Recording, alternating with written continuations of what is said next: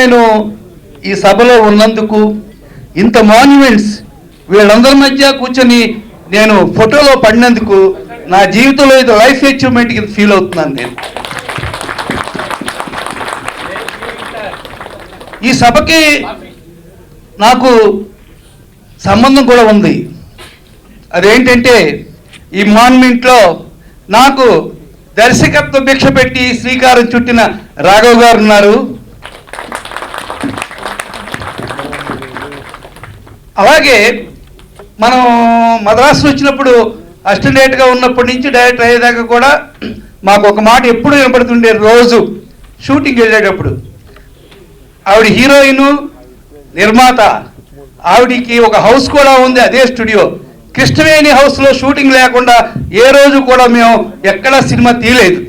రోజు ఆవిడ గురించి, ఆవిడ ఇంటి గురించి, ఇంట్లో ఉన్న చరిత్ర గురించి చూస్తూనే ఉండేవాళ్ళం. మా జమున గారు పాలకొల్లో నేను అప్పుడు ఫస్ట్ ఫామ్ జరిగినప్పుడు మూగమహల్ షూటింగ్ చేశారు. దాన్ని చూడటం కోసం నడిచి వెళ్ళేవాళ్ళం పాలకొల్లు నుంచి. రైలుకి టికెట్ ఎక్కువని.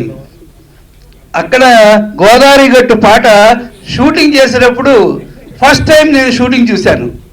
ఎప్పుడైనా నేను జమున గారితోటి ఫోటో దిగ్గలనా, అంతమంది జనం, అంత డ్యాన్సు, ఇది లాభం లేదే, ఇది కాంది, ఇది ఓన్లీ డ్రీమ్ అనుకున్నా.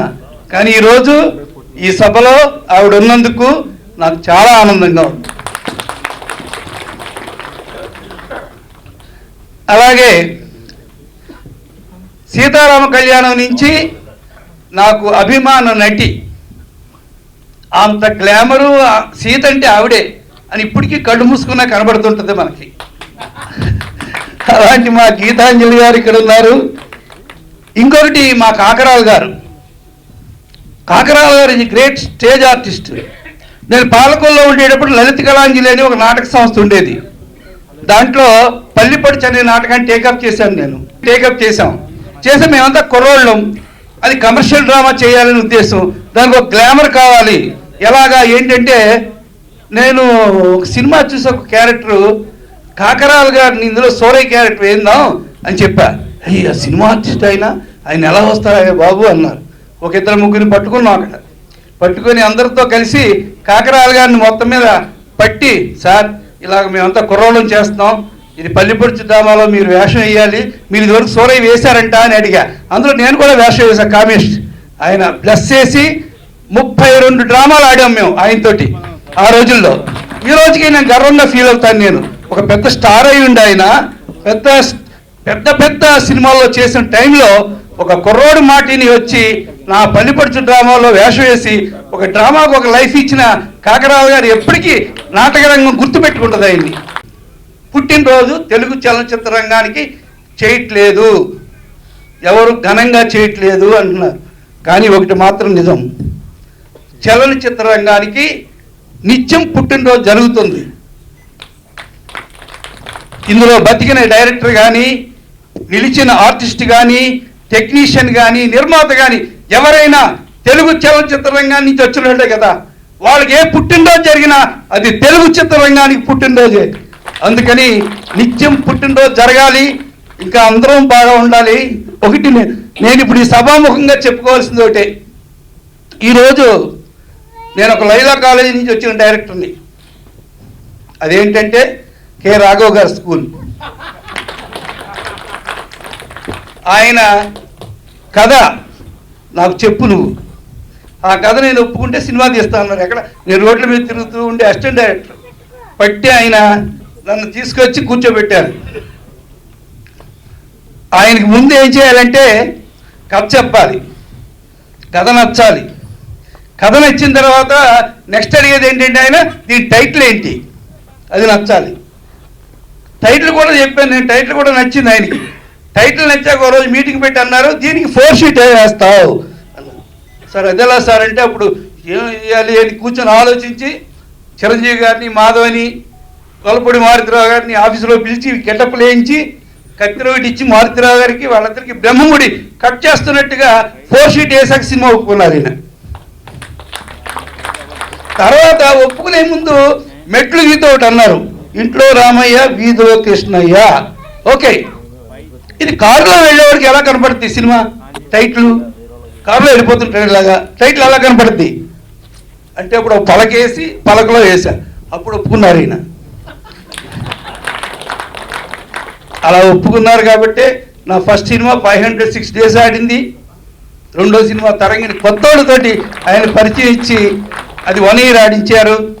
నాకు ఆయన ఒకటే చెప్పారు, నువ్వు సినిమా సక్సెస్ చేస్తే నీకు నేను కారు ఇస్తా, సక్సెస్ చేయకపోతే నేను ఇండస్ట్రీ నుంచి వెళ్ళిపోతా అన్నారు. ఓరి బాబు ఇదేంటిది, ఆయన కథ ఓకే చేసినప్పుడల్లా టెన్షన్ వచ్చేది నాకు, ఆయన ఇండస్ట్రీ నుంచి వెళ్ళిపోతున్నట్టు ఫీలింగ్ వచ్చేది నాకు. స్టేజ్ మీద కారు ఇచ్చారు, ఎంతో ఆదరించి ఈరోజు నేను నిలబెట్టారంటే ఈ రాఘవ్ గారికి కారణం, అందులో ఇంకొక కారణమే లేదు. మనకి లెఫ్ట్ సైడ్ నుంచి చూస్తుంటే ఎందరో మహానుభావులు అందరికీ వందనములు, ఎందరో మహానుభావులు. తెలుగు ఫిల్మ్ ఇండస్ట్రీలో ఉన్నటువంటి ఎందరో మహానుభావుల గురించి జయదేవ్ గారు, రెంటాల జయదేవ్ గారు ఒక స్టడీ చేద్దాం అలాగని చెప్పేసి ఒక 10 ఏళ్ళు కష్టపడి ఆయన చాలా వ్యాసాలు రాస్తూ ఉంటారుగా. స్టడీ చేసి ఆయనకు ఒక డౌట్ వచ్చింది. ఏంటంటే తెలుగు ఫిల్మ్ ఇండస్ట్రీలో కూడా చాలామందికి కష్టాలు, కొన్ని సినిమాలు ఇబ్బంది పడ్డారు, ఇలాంటివి జరుగుతున్నాయి, ఏంటి తేడా ఎక్కడ వచ్చింది ఎలాగని. సరే పాపం ఆయన ఒకసారి ఆలోచించి తన తల్లికి ఒంట్లోకి బాగోకపోతే ఎలా ఫీల్ అవుతారో అలాగే ఫీల్ అయ్యి చాలామందిని అడిగితే బాగానే ఉందిగా, ఈ సినిమాలు హిట్ అయినాయి, ఆ సినిమాలు హిట్ అయినాయి, ఆడు బాగున్నాడు, వీడు బాగున్నాడు, ఇట్లా రకరకాలుగా వార్తలు వింటూ ఉన్నాడు ఆయన. అప్పుడు అంతా ఆరోగ్యంగానే బాగానే ఉంది కదా, మరి ఏంటి తేడా అలాగని.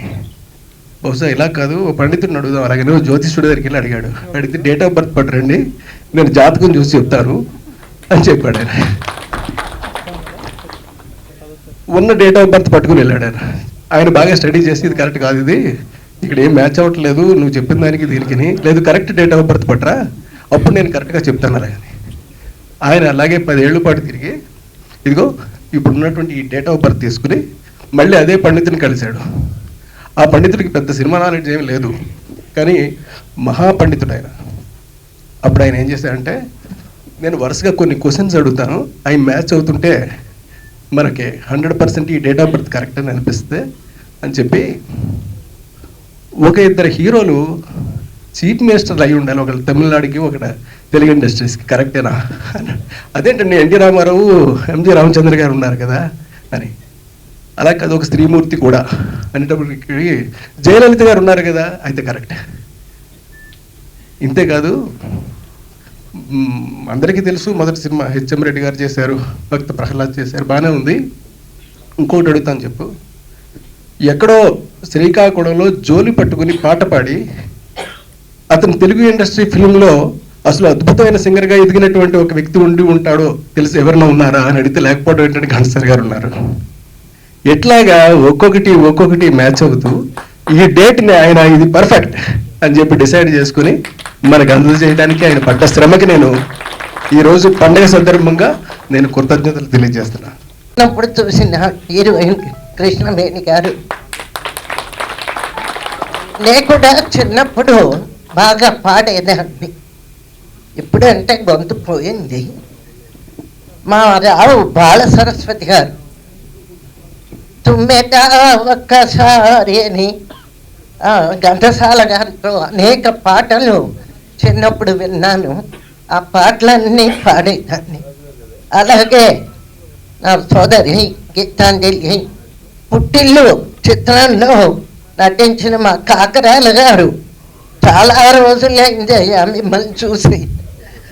ఇక కామెడీ ఇప్పుడే చూసాం, మా రావికొండరావు గారు. అలాగే ఈ చక్కటి ఫంక్షన్కి కారణభూతులైన జయదేవ్ గారు,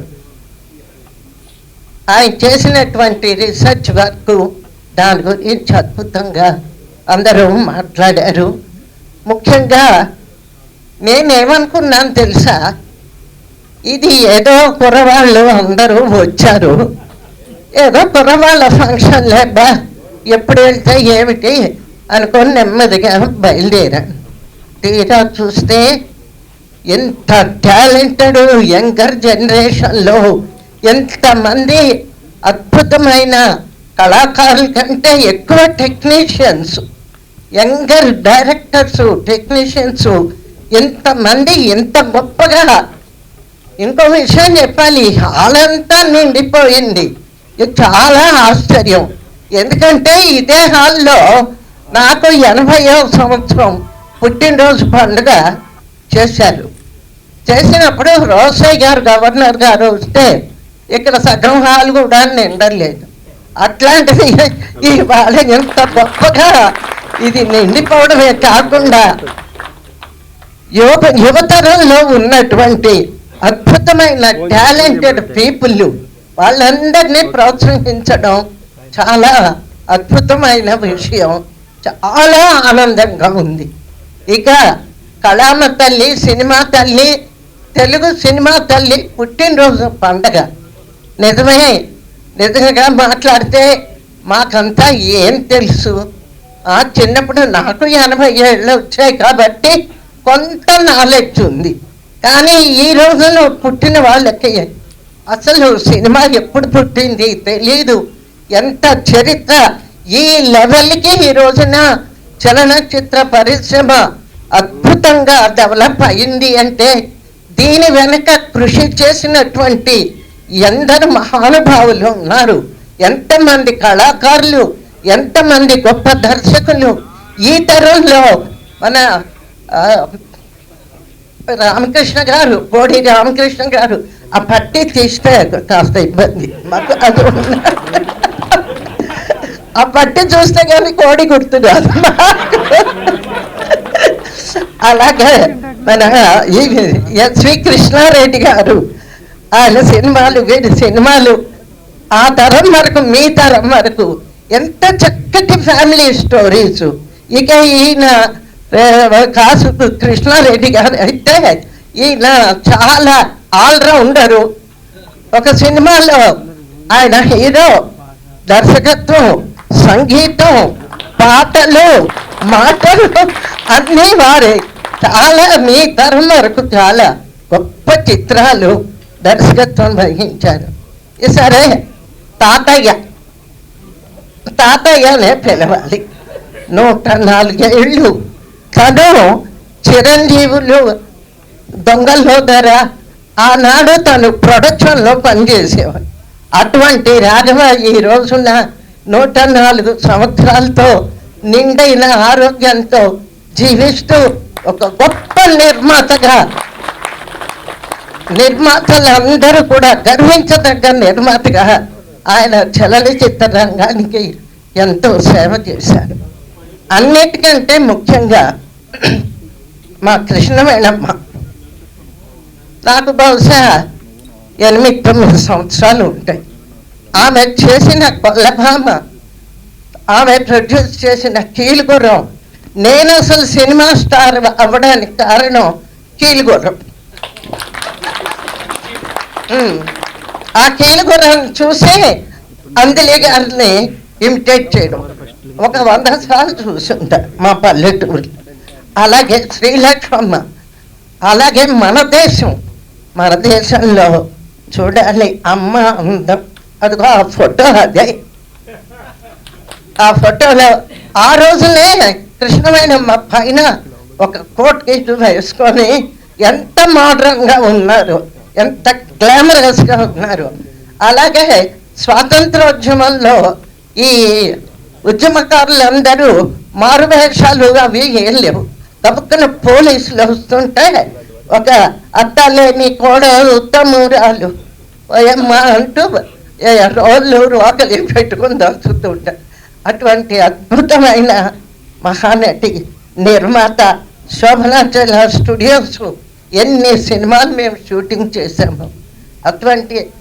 ఇటువంటి వాళ్ళందరినీ ఒక వేదిక మీదకి తీసుకొచ్చి ఇంత చక్కటి కార్యక్రమం. నిజంగా ఈ 4 మూల స్తంభాలు మా రావు సత్యనారాయణ గారు, బాబ్జీ, రాము, సాయి ఉదయ్ కిరణ్ గారు ఒక 4 స్తంభాల్లాగా నిల్చొని ఇంత గొప్ప కార్యక్రమాన్ని ఈ మధ్యనే రామ్ సత్యనారాయణ గారితో పరిచయం అయింది. ఆయన భీమవరం తీసుకుని వెళ్ళి అద్భుతంగా నాకు సన్మానం చేశారు. ఆయన జానపద హీరో.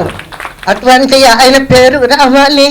అట్లాగే మనం అందరం కలిసి కాంతారావు గారి విగ్రహం కూడా ఫిలిం నగర్లో పెట్టుకోవాల్సిన అవసరం, ఆయన కంట్రిబ్యూషన్ మర్చిపోకూడదు మన ఫిలిం ఇండస్ట్రీ.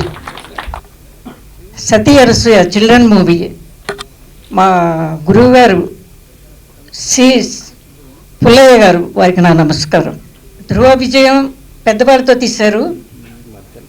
చిల్డ్రన్ మూవీ ఆడపిల్లలంతా 10 సంవత్సరాలు, మగపిల్లకాయలంతానేమో 14-15 సంవత్సరాలు. సతీ అనసూయ ప్రారంభించే ముందు రేలంగి వెంకటరమయ్య గారు, అప్పుడు వారి దగ్గర ఆయనేమో ప్రొడక్షన్ డిపార్ట్మెంట్లో ఉన్నారు. ఎవరు? రేలంగి వెంకటరమయ్య గారు. కలకటా ఈస్ట్ ఇండియా కంపెనీలో అన్నమాట. సరే, వారు ఆర్టిస్ట్ సెలక్షన్స్ అంతా కూడా మా స్కూల్స్ అంతా కూడా రాజమండ్రి వచ్చి మా అక్కడ స్కూల్స్ అంతా చూస్తూ మా స్కూల్కి కూడా రావడం. ఆ స్కూల్లో అంతకుముందే నేను పిల్లల రామదాసులు కమల వేషం వేశాను నేను. ఇంకా ఇది ప్రహ్లాదుడు ఇట్లా కూడా స్కూల్ డ్రామాల్లో వేయడం వల్ల నా విషయము వారికి తెలిసి మా నాన్నగారినేమో కాంటాక్ట్ చేసి ఈ విధంగా అమ్మాయినేమో మేము ఈ విధంగా కలకటా తీసుకెళ్తాం, పంపిస్తారా అని చెప్పి ఆలోచిస్తాను. ఎవరు ఏంటంటే ఇట్లా పుల్లయ్య గారు, ఆయన వారికి ఫోన్ చేయడం, పుల్లయ్య గారు నాన్నగారు రావడం, వారేమో నన్ను చూసి వెంటనే సతీ అనసూయ చిల్డ్రన్ మూవీలో నాకు సతీ అనసూయ వేషం ఇవ్వడం జరిగింది. అప్పుడు నాకు రిమండరేషన్ 600 రూపాయలు, నెలకు 100 రూపాయలు ఇవ్వడం జరిగింది. పిక్చర్ ఫినిష్ అయిపోయింది. అది చాలా హ్యాపీగా మా పిల్లలందరినీ కూడా ముఖ్యంగా ఇప్పుడు ఉన్న మా ఇద్దరిలో నేను, మా బాల సరస్వతి గంగ వేషం వేసింది. తను 6-7 సంవత్సరాలు, దానికి చాలా చిన్నది. తనకి నాకు 3-4 ఇయర్స్ డిఫరెన్స్. అట్లాగూ ఎవ్రీ వీక్ జూ లేకపోతే పిక్చర్స్ ఇట్లాగా మా పిల్లలకి అందరికీ కూడా చూపించేదానికి రేలంగి వెంకటరమయ్య గారు మమ్మల్ని అందరినీ కూడా మేము ఆ ట్రామ్స్ అంతా ఉండేది అక్కడ అదే కలకటాలో. మమ్మల్ని ఇది జాగ్రత్తగా నడిపించుకుంటూ తీసుకెళ్ళి అంతా కూడా జ్యూసు అది ఇది అంతా చూపించేవారు. వీలైతే ఏదన్నా అటు ఇటు కదలంటే పిల్లకాయలేమో బెత్తంతో కొట్టేవాడు ఆయన. అట్లాగా చాలా హ్యాపీగా మా బాల్యం అంతా అట్లాగే గడిచిపోయింది. ఆమె నేను మా భర్త తీసిన పిక్చర్లన్నీ కూడా అయిపోయింది. తర్వాత అది అయిపోయిన తర్వాత చాలా పిక్చర్లు, ఇది ముఖ్యంగా నేను చెప్పదలుచుకున్నది కీలుగురం ఇది దాంట్లోనేమో మన అంజలీదేవి అది అలా ఉండవండి. ఇది గొల్లభామ పిక్చర్ అన్నమాట. గొల్లభామ పిక్చర్కి సి పుల్లయ్య గారు మా వారినే పిలిపించి ఫస్ట్లోనేమో ఇది మన రఘుపతి వెంకయ్య నాయుడు గారు కుమారుడు ఆర్ ప్రకాష్ రావు గారిని ముందు మేము సెలెక్ట్ చేసింది, వారిని డైరెక్షన్కి బుక్ చేసేమో అయిపోయింది. సగం పిక్చర్ అయిన తర్వాత వారి యొక్క ఆరోగ్యం బాగున్నందువల్ల నేను చేయలేను అమ్మా, ఇంకెవరన్నా డైరెక్టర్ని పెట్టి మీరు చేయించండి, నేను దయచేసి ఏమీ అనుకోవద్దని చెప్తే అప్పుడు మా గురువుగారు సి పుల్లయ్య గారిని పిలిపించి ఆ యొక్క గొల్లభామ పిక్చరు ప్రొడ్యూస్ చేసిన తర్వాత దాంట్లో నీకేమో ఇది అంజలీదేవి గారు, అప్పుడు వారేమో అది ఏమిటది దేవకన్యక వేషం కావాల్సి వచ్చి ఆమెనేమో అది కాకినాడ నుంచి పిలిపించడం జరిగింది.